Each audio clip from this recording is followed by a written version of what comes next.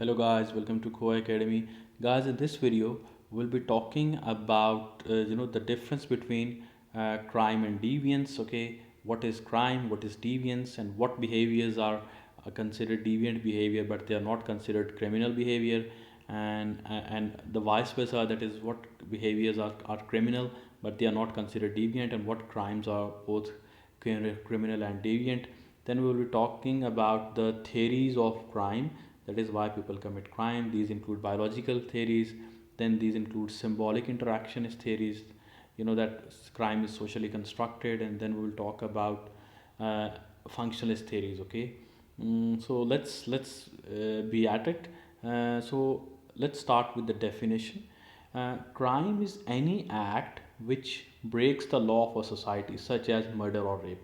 So if there is a particular act in society, for example murder, and if there is a law in that society that murder is illegal and unlawful, then that is considered a crime. Whereas as opposed to another society where murder was committed but the state has not proclaimed that murder is a crime, then in that society crime would not be murder would not be considered as a crime, because the state has not expressly stated that it is unlawful and illegal to commit a murder. Similar is the case with rape. So social control is reinforced by agencies such as police and the courts. Okay, so as a result of crime, the social control, how people behave according to the group norms, it is reinforced, because when somebody commits a crime, then the agencies like police and courts, they take action, and rest of the people know that okay, crime is a bad thing. Okay, so it reinforces social control. So what is deviance then? Deviance is behavior which moves away from the conventional norms and values, such as burping and farting in public. So it is deviance is not about being legal or illegal. State does not define what is deviance. Okay, deviance is like unofficial thing. It is like moving away from conventional norms and values. What society believes in as bad, it does not has to be legal or illegal, and one commits that act, then that is called deviance. For example, burping in public place is considered like bad. Okay, it's not criminal. Of course, the police will not get you just because you burped or farted in public, but it's considered bad and awkward. Okay, so that's why it's considered away from conventional norms and values. So I hope you understand the difference between crime and deviance. So deviant but not criminal, burping, as we talked about, that even though it's not, even though it's like considered something bad, but it's not illegal. Similarly, when you talk about rape, murder, these are essentially both deviant and criminal behaviors. Okay, society believes that rape is a bad thing and murder is a bad thing, and state also believes it, and state passes legislation to punish those who commit these acts. Whereas when talking about those behaviors which are criminal but not deviant, for example overspeeding, overspeeding, there are laws in every country that overspeeding is a bad thing and people are punished. They are issued speeding tickets for that.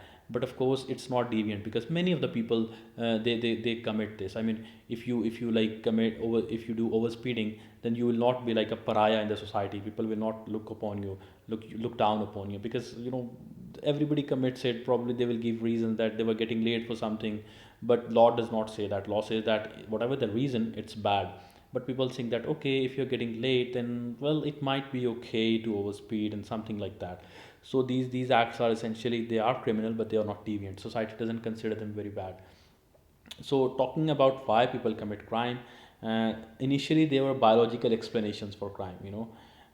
Initially sociologists believe that, and early criminologists, they believe that, like Lambroso, they believe that they tend to find the physical aspects and characteristics in criminals. For example, people with long arms or sloping foreheads, they said that these people are more likely to commit crimes. Okay, some people would say that people who have like they are muscularly strong, they are more likely to commit crime. But sociologists find such born bad determinism dangerous and prefer to normalize crime by reminding us that we all commit crime, and there is a social factors which influence our behavior. But sociologists have a different way of thinking from criminologists. They believe that you cannot label somebody as born bad. Nobody is born bad, and you cannot just determine that one they are born with such physique, then they are naturally they are more likely to commit crime. They say that no, that's not the case. Crime is essentially a social act, and people are basically they are they are trained and they are socialized in such a way that they commit crime. So there is no, like biological determinism about crime. Talking about crime as socially constructed, if what is considered to be crime and deviance changes over time, it cannot be inherently wrong but must be culturally specific.